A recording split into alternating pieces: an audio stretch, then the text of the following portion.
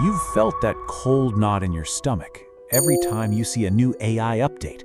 You already know there is a real chance your job won't exist in 3 years. And the thing nobody is saying out loud, the thing your financial advisor won't say, the thing your company won't say, is that the scariest part isn't the job. It's what you do with the panic.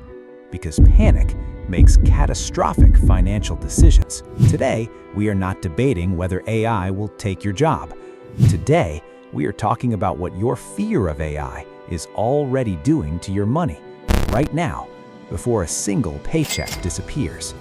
The Stoics had a name for what you're feeling, and more importantly, they had a system for it. There is one specific financial calculation that a man who owned literally nothing, who was born enslaved with zero economic control of any kind, used to make himself completely immune to exactly this kind of economic disruption. I'll give you that exact calculation before this video ends. But first, you need to feel the full weight of what we're actually facing. Here are the actual numbers. Not fear-mongering, not headlines. The numbers. 28,000.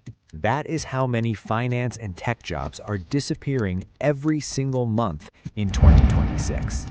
Confirmed by Bloomberg from government payroll data. 200,000. The number of Wall Street jobs banks plan to eliminate in the next 3 to 5 years. And here is the part that should make you stop scrolling. Even the biggest names on Wall Street are admitting it. Goldman Sachs, Morgan Stanley, Standard Chartered, all cutting thousands of employees while posting record profits. The jobs aren't leaving because the companies are struggling. They're leaving because AI is cheaper. 54%, the percentage of finance jobs with high automation potential, higher than any other sector in the entire economy. Citigroup published that number about their own industry. Those numbers are real. Your fear is rational.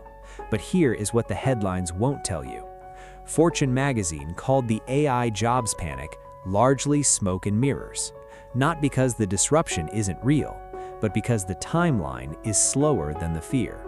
And in that gap between the fear and the reality, most people make the 3 worst financial decisions of their lives. Here's what AI panic actually does to your finances. Right now, before you lose a single dollar of income. Panic move 1. You freeze your investments. You pull back from your 401k. You sit on cash that is losing 4% a year to inflation because holding it feels safer than growing it. You are paying a fear tax every single month on money you haven't even lost yet. Panic move 2. You know you should learn the new tools.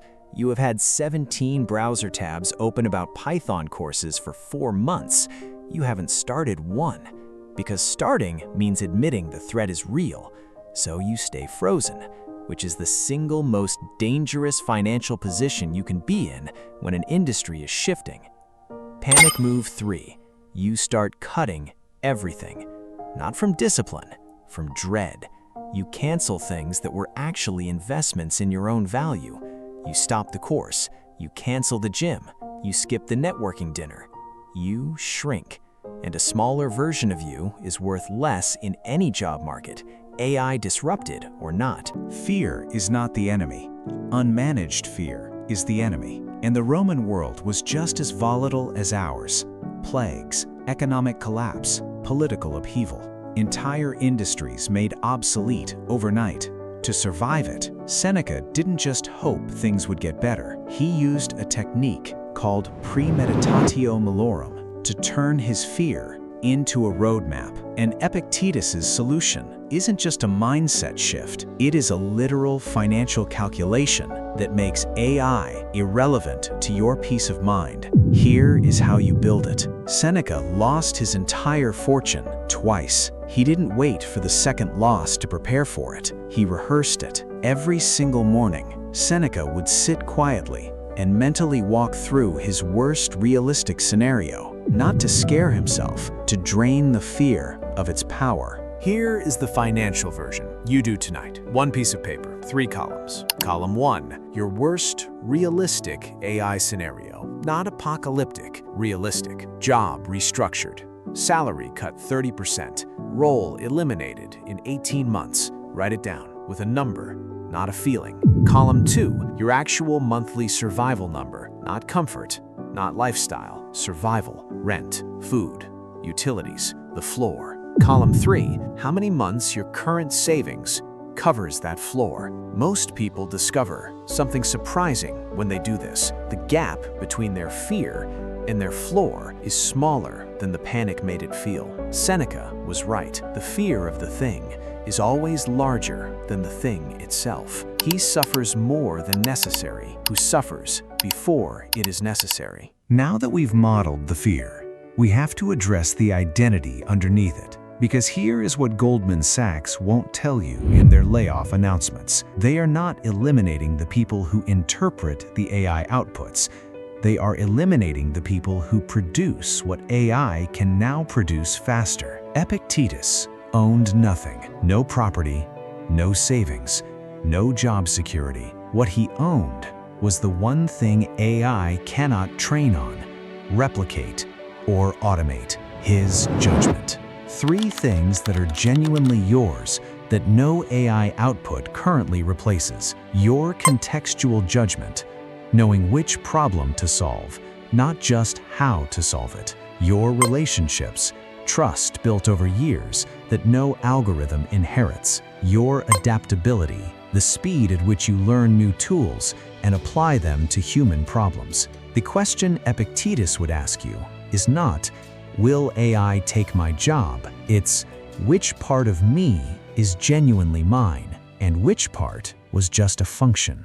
This is the calculation I promised you. The one built by a man who owned literally nothing. Epictetus called it sufficiency. Not wealth, not comfort, sufficiency. The Stoic buffer is not an emergency fund. An emergency fund is built from fear. What if something goes wrong? The Stoic buffer is built from philosophy.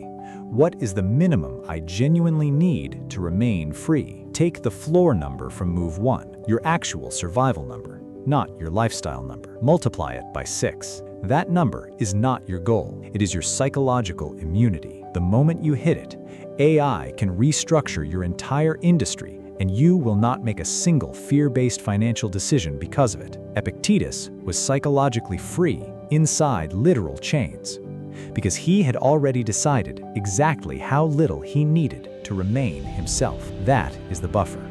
Not money against poverty, money against panic. Make the best use of what is in your power and take the rest as it happens. The headlines are real. The fear is rational. The disruption is coming. But Marcus Aurelius governed through economic collapse. Seneca lost everything twice and rebuilt it twice. Epictetus built the most powerful financial philosophy in history from a position of owning literally nothing. None of them knew what was coming. All of them had already decided how they would respond. 3 moves. 1 tonight. 1. Write your worst realistic AI scenario with a number, not a feeling. 2. Calculate your floor, what you genuinely need, not what you're used to. Multiply it by 6. That is your target. 3. Identify one skill this week that is genuinely yours, that no AI output currently replaces. Invest 1 hour in it. Epictetus wrote, "He is a wise man who does not grieve for the things which he has not, but rejoices for those which he has." Build the floor, not walls. This channel exists for the people who want to stop reacting and start deciding. Subscribe. New video every week.